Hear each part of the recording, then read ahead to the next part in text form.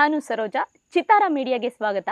ಇವತ್ತು ಇಡೀ ದೇಶ ನಮ್ಮ ಕನ್ನಡ ಸಿನಿಮಾಗೆ ಕಾಯ್ತಾ ಇದೆ ಅಂದ್ರೆ ಅದು ನಮ್ಮ ಹೆಮ್ಮೆಯ ವಿಚಾರ.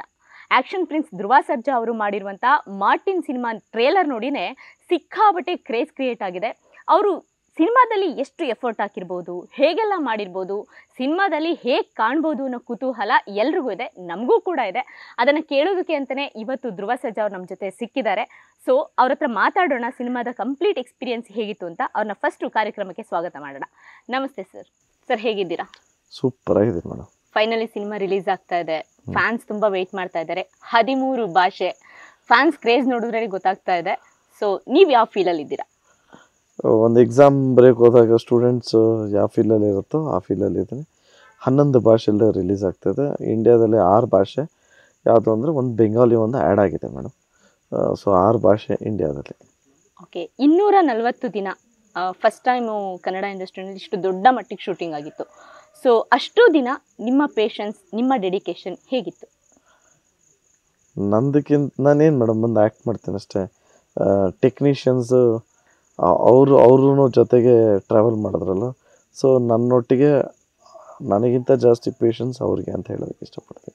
ಅಂದರೆ ನಾವು ತೆರೆ ಮೇಲೆ ನೋಡೋ ಸ್ಟಾರ್ ಬೇರೆ, ಅದ್ರ ಹಿಂದೆ ಡೆಡಿಕೇಶನ್ ತುಂಬ ಇರುತ್ತೆ. ನೀವು ಸ್ಟಾರು ಹೌದು, ನಾನು ನಟನೆ ಮಾಡಬೇಕು ಬಂದು ಮಾಡಿದ್ದೀನಿ ಅನ್ನೋದಕ್ಕಿಂತ ಅಲ್ಲಿ ತಾಳ್ಮೆ ಬಹಳ ಮುಖ್ಯ ಆಗುತ್ತೆ. ಯಾವತ್ತಾದರೂ ಅಷ್ಟು ದಿನದಲ್ಲಿ ತಾಳ್ಮೆ ಕಳ್ಕೊಂಡಿರೋ ದಿನ ಇದೆಯಾ?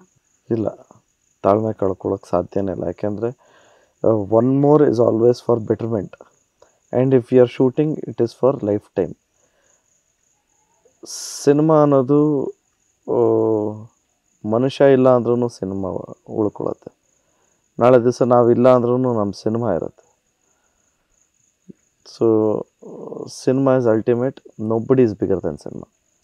ಸೊ ಅದರಲ್ಲಿ ತಾಳ್ಮೆ ಕಳ್ಕೊಳ್ಳೋ ಸಾಧ್ಯನೇ ಇಲ್ಲ, ಆ ಮಾತೇ ಇಲ್ಲ.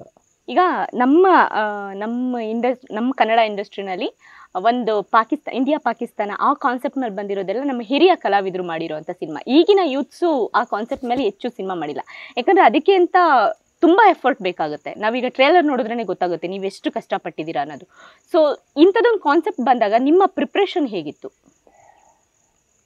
ಟ್ರೈಲರಲ್ಲಿ ನಿಮಗೆ ಒಂದು ಸ್ಕ್ರ್ಯಾಚ್ ಅಂತ ಹೇಳ್ಬೋದು. ಇಡೀ ಎಂಟೈರ್ ಸಿನಿಮಾ ಆಗಿರುತ್ತೆ.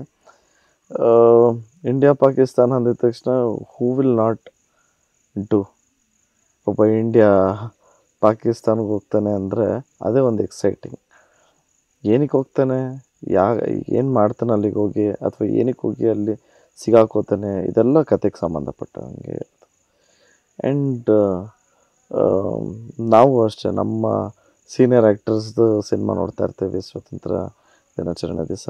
ಎಸ್ಪೆಷಲಿ ನಾನು ನೋಡೋದು ಅಂಕಲ್ ಸಿನಿಮಾಸ್, ಯಾಕೆಂದರೆ ತುಂಬ ಪೇಟ್ರಿಯಾಟಿಕ್ ಮೂವೀಸ್ ತುಂಬ ಮಾಡಿದ್ದಾರೆ.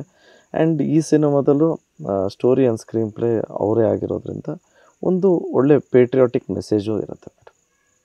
ಈಗ ಕತೆ ಅಂತ ಹೇಳೋಕೆ ಬಂದಾಗ ಒನ್ ಲೈನ್ ಸ್ಟೋರಿ ಹೇಳ್ತಾರೆ, ಕೆಲವೊಬ್ಬರು ಆ ಒನ್ ಲೈನಲ್ಲೇ ಅರ್ಥ ಆಗೋ ಥರ ಹೇಳ್ತಾರೆ.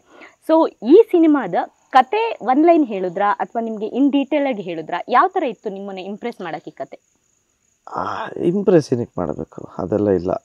ಒಂದು ಲೈನ್ ಅಂತ ಮಾಡ್ಕೊತಾರೆ. ನಮಗೆ ಯಾವ ಲೈನ್ ಇಷ್ಟ ಆಗುತ್ತೋ ಆ ಲೈನ್ ಮೇಲೆ ವರ್ಕ್ ಮಾಡಿಬಿಟ್ಟು ಡೆವಲಪ್ ಮಾಡಿ ಆ್ಯಕ್ಟ್ ಮಾಡ್ತೀವಿ ಅಷ್ಟೇ. ನನಗೆ ಈ ಲೈನ್ ಎಕ್ಸೈಟಿಂಗ್ ಅಂತ ಅನ್ನಿಸ್ತು. ಲೈನ್ ಮುಂಚೆನೇ ಇತ್ತು, ಈ ಲೈನ್ ಎಕ್ಸೈಟಿಂಗ್ ಅಂತ ಅನ್ನಿಸ್ತು. ಸೊ ಅದ್ರ ಮೇಲೆ ಪ್ರಿಪೇರ್ ಆಗಿ ಶೂಟಿಂಗ್ ಸ್ಟಾರ್ಟ್ ಮಾಡಿದ್ವಿ. ಯಾವ ಲೈನ್ ಅದು ಹೇಳಿದ್ದವತ್ತು? ಅದೇ ಇದೆ ಮಾರ್ಟಿನ್ ಅನ್ನೋ ಲೈನೇ, ಪೇಟ್ರಿಯಾಟಿಕ್ ಸಬ್ಜೆಕ್ಟು. ಬಟ್ ಆ ಒಂದು ಲೈನೇ ನಮ್ಗೆ ಇಷ್ಟ ಆಯಿತು. ನೀವು ಯಾವ ಮಾಡಿದ್ರೆ ಒಂದು ಲೈನು ಹೇಳ್ಬಿಡು ಅಂತ ಇನ್ನೇನು ರಿಲೀಸ್ ಆಗೋಗ್ಲಿ ಮೇಡಮ್. ಓಕೆ, ಒಂದು ನಿಮಗೆ ಆ ಲೈನ್ ಮಾರ್ಟಿನ್ ಅನ್ನೋ ಹೆಸರು ಎಕ್ಸೈಟ್ಮೆಂಟ್ ಆದರೂ ಕೂಡ ಇದು ಅರ್ಜುನ್ ಸರ್ಜಾ ಸರ್ ಬರೆದಿರೋ ಅಂಥ ಕತೆ. ನಿಮಗೆ ಯಾವಾಗಲೂ ಬೆನ್ನೆಲುಬಾಗಿ ನಿಂತಿರೋ ಅಂಥ ಮಾವ. ಸೊ ಅವರು ಬರೆದ್ರು ಅನ್ನೋ ಕಾರಣಕ್ಕೆ ನೀವು ಸಿನಿಮಾ ಒಪ್ಕೊಂಡ್ರಾ ಅಥವಾ ನಿಮ್ಮನ್ನು ನೋಡಿ ಅವರು ಬರೆದ್ರಾ? ಇಲ್ಲ ಅರ್ಜುನ್ AP ಅರ್ಜುನ್ ಅವರಿದ್ದಾರೆ. ಸೊ ಇಲ್ಲಿ 2 ಪಾರ್ಟ್ ಇದೆ, ಯಾರಿಗೆ ತುಂಬ ಪ್ರಿಫರೆನ್ಸ್ ಕೊಟ್ಟರು ಕತೆ ಇದು ಮಾಡಲೇಬೇಕು ಅಂತ ಅನಿಸಿದ್ದು? ಕತೆಗೆ ಪ್ರಿಫರೆನ್ಸ್ ಕೊಟ್ಟರು, ಯಾರಿಗೂ ಪ್ರಿಫರೆನ್ಸ್ ಕೊಡಲಿಲ್ಲ. ಕತೆ ಗೊತ್ತಾಗಲ್ಲ, ಇವರು ಮಾವ ಅಳಿಯ ಅಂತ ಗೊತ್ತಾಗಲ್ಲ ಅಥವಾ ಏನೂ ಗೊತ್ತಾಗಲ್ಲ. ಕತೆ ಚೆನ್ನಾಗಿಲ್ಲ ಅಷ್ಟೇ ಹೇಳೋದು ಜನ. ಸೊ ನನಗೆ ಆ್ಯಸ್ ಅನ್ ಆಡಿಯನ್, ಇವಾಗ ನಾನು ಆ್ಯಸ್ ಅನ್ ಆಡಿಯನ್ನೇ ಇರೋ ಕತೆ ಕೇಳೋದು.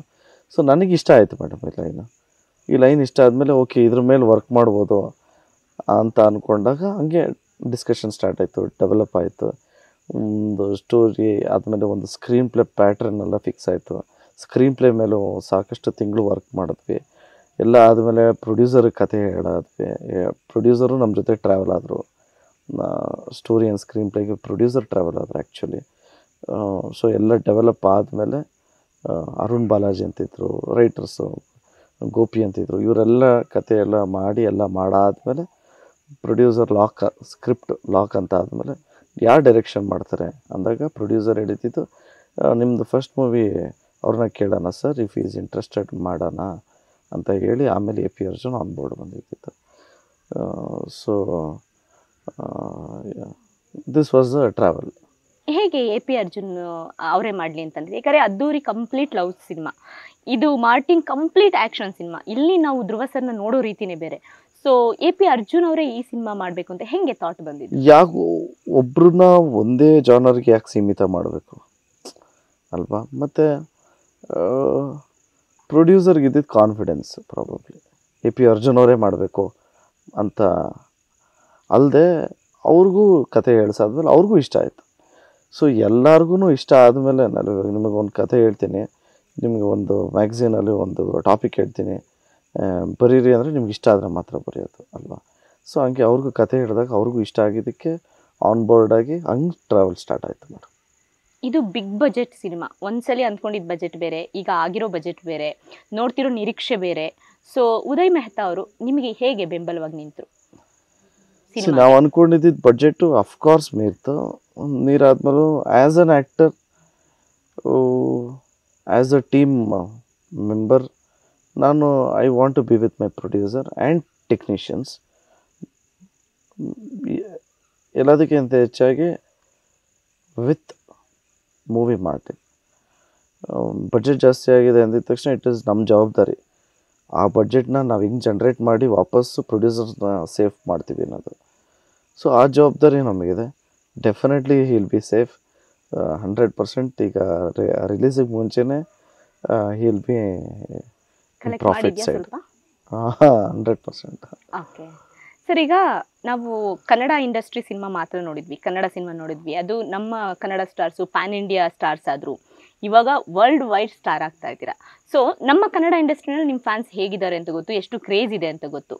ಸೊ ಬೇರೆ ಭಾಷೆ, ಬೇರೆ ರಾಜ್ಯಕ್ಕೆ ಹೋದಾಗ ಅಲ್ಲಿನ ಫ್ಯಾನ್ಸು ನಿಮ್ಮನ್ನ ಎಷ್ಟು ನಿರೀಕ್ಷೆ ಮಾಡ್ತಿದ್ದಾರೆ ನಿಮ್ಮಿಂದ, ಏನು ಹೇಳ್ತಿದ್ದಾರೆ? ಇಲ್ಲ, ದೇ ಸ್ಟಾರ್ಟೆಡ್ ರೆಕಗ್ನೈಸಿಂಗ್ ಕರಾಬು ಸಾಂಗ್ ಅಂತಾರೆ, ಅಥವಾ ಇವಾಗ ಮಾರ್ಟಿನ್ ಟ್ರೈಲರ್ ನೋಡಿದೆ, ಟೀಸರ್ ನೋಡಿದೆ ಅಂತ ಹೇಳ್ತಾರೆ. ಬಟ್ ಏನೇ ಆದರೂ what I feel is nothing is easy. PAN India ಅಂತ ಲೇಬಲ್ ಬಂದಿದ ತಕ್ಷಣ ಇಟ್ ಈಸ್ ನಾಟ್ ಈಸಿ. ಅಥವಾ ನಾವು ಅಂದ್ಕೊಂಡಂಗೆ ಅಲ್ಲವೇ ಅಲ್ಲ. ನಮ್ಗೆ ಅದ್ದೂರಿ ಮಾಡಬೇಕಾದ್ರೆ ಯಾವ ಫೀಲ್ ಇತ್ತೋ ಇವಾಗಲೂ ಅದೇ ಫೀಲ್ ಇದೆ ಮೇಡಮ್, ಬೇರೆ ಸ್ಟೇಟಲ್ಲಿ. ಓಕೆ, ಅಂದರೆ ಹೋದಾಗೆಲ್ಲ ಯಾವ ಥರ ಹೇಳ್ತಾರೆ? ಯಾಕಂದರೆ ಒತ್ತು ಮೆರೆಸ್ತಿದ್ದಾರೆ ನಾವು ವಿಡಿಯೋಗಳನ್ನೆಲ್ಲ ನೋಡಿದಾಗ. ಪಾಸಿಟಿವ್ ವೈಬ್ಸ್ ಅಂತೂ ಇದೆ. ಸಿನಿಮಾ ನೋಡಾದ್ಮೇಲೆ ಅವ್ರಿಗೆ ಇಷ್ಟ ಆಗಬೇಕಲ್ಲ. ನನಗೆ ಗೊತ್ತಿರೋ ಹಂಗೆ 100% ಇಷ್ಟ ಆಗುತ್ತೆ. ಬಟ್ ಇಷ್ಟ ಆಗೋರ್ಗು ಆ ಎಕ್ಸಾಮ್ ಬರೆದಿದ್ದೀವಿ, ಆ ರಿಸಲ್ಟ್ ಕಾಯ್ತೀವಲ್ಲ, ಆ ಪ್ರೊಸೆಸ್ಸಲ್ಲಿದ್ದೀವಿ ಮೇಡಮ್ ಈಗ. ಓಕೆ, ಅರ್ಜುನ್ ಸರ್ಜಾ ಸರ್ ಕತೆ ಬರೆದಿದ್ದಾರೆ, ಸಿನಿಮಾದಲ್ಲಿ ಏನಾದ್ರು ಆ್ಯಕ್ಟ್ ಮಾಡಿದ್ದಾರಾ ನಿಮ್ಮ ಜೊತೆ? ಇನ್ನು ಅಕ್ಟೋಬರ್ 11ಕ್ಕೆ ರಿಲೀಸ್, ನೋಡ್ಬಿಡಿ ಮೇಡಮ್. ಅಲ್ಲ, ಒಂದು ಕುತೂಹಲ, ಯಾಕಂದ್ರೆ ಅವರೇ ಕತೆ ಬರೆದಿದ್ದಾರೆ ಅಂತ ಅಂದಾಗ ಏನಾದರೂ ಪಾತ್ರ ಮಾಡಿದರೆ ನಮಗೂ ಆ ಕುತೂಹಲ ಹಂಗೆ ಇರಲಿ. 11ನೇ ತಾರೀಕು ಸಿನಿಮಾ ನೋಡ್ಬಿಡಿ ಮೇಡಮ್. ಓಕೆ, ಸಾಂಗ್ ನೋಡಿದ್ವಿ, ಸಾಂಗು ತುಂಬ ಚೆನ್ನಾಗಿದೆ, ರೀಲ್ಸಲ್ಲೆಲ್ಲ ಫುಲ್ ಟ್ರೆಂಡಿಂಗಲ್ಲಿದೆ. ಆ ಸಾಂಗಲ್ಲಿ ಧ್ರುವ ಸರ್ ಇವಾಗ ಏನು ಕಾಣಿಸ್ತಿದ್ದಾರೆ ನಮ್ಮ ಕಣ್ಣಿಗೆ ಅಷ್ಟೇ ಸಣ್ಣ ಕಾಣಿಸ್ತಿದ್ದಾರೆ. ಬಟ್ ಟ್ರೇಲರ್ ನೋಡಿದಾಗ ಫುಲ್ಲು ಅದು ಬಾಡಿ ಟ್ರಾನ್ಸ್ಫಾರ್ಮೇಷನ್ ಆಗಿರೋದು ಗೊತ್ತಾಗ್ತಿದೆ. ಸೊ ಸಾಂಗ್ಸಲ್ಲಿ ಏನಾದರೂ ಲಿಂಕ್ ಇದೆಯಾ? ಅಂದರೆ ಸಾಂಗ್ಸಲ್ಲಿ ಏನಾದರೂ ಟ್ವಿಸ್ಟ್ ಕೊಡ್ತಿದ್ದೀರಾ ಆ ಬಾಡಿ ಮತ್ತೆ ಅದೇ ಥರ ಕಾಣಿಸೋ ಥರ, ಅಥವಾ ಹಳೆ ಟೈಮಲ್ಲಿ ಏನಾದರೂ ಶೂಟ್ ಮಾಡಿದ್ದ ಅದು? ಇಲ್ಲ, ಆ ಥರ ಎಲ್ಲ ಹಳೆ ಟೈಮಲ್ಲಿ ಮಾಡಿದ್ದು, ಅದಕ್ಕೆ ಕಂಟಿನ್ಯೂಟಿ ಇಲ್ಲ, ಆ ಥರ ಎಲ್ಲ ಏನಿಲ್ಲ. It is imagination song. So ಯಾವ ಥರ ಬೇಕಾದರೂ ಇಮ್ಯಾಜಿನ್ ಮಾಡ್ಕೊಬೋದಲ್ಲ. ಒಂಚೂರು ಜಾಸ್ತಿ ಕೂದಲಿತ್ತು, ಅದಕ್ಕೆ ಹಂಗೆ ಶೂಟ್ ಮಾಡ್ತೀವಿ. ಅಂದರೆ ಯಾವಾಗಾದರೂ ಸಿನಿಮಾದಲ್ಲಿ ಆ ಲಿಂಕು ಬರುತ್ತಾ ಅಂತ? ಬರುತ್ತೆ, ಅಫ್ಕೋರ್ಸ್. ಸುಮ್ಮನೆ ಸಿನಿಮಾದಲ್ಲಿ ಇಲ್ಲದೆ ಇರೋದು ಇನ್ನೇನಕ್ಕೆ ಮಾಡ್ತಾರೆ? ಸುಮ್ಮನೆ ಪ್ರೊಡ್ಯೂಸರ್ ಏನಕ್ಕೆ ಮಾಡೋದು, ಖರ್ಚು ಮಾಡ್ತಾರೆ. ಇಲ್ಲ, ಸಾಂಗ್ಸಲ್ಲಿ ಬೇರೆನೇ ಥರ ಕಾಣಿಸ್ತೀರಾ, ಹಂಗಾಗಿ ಅದೊಂದು ಕುತೂಹಲ. ಇಲ್ಲ, cinema it is related to cinema.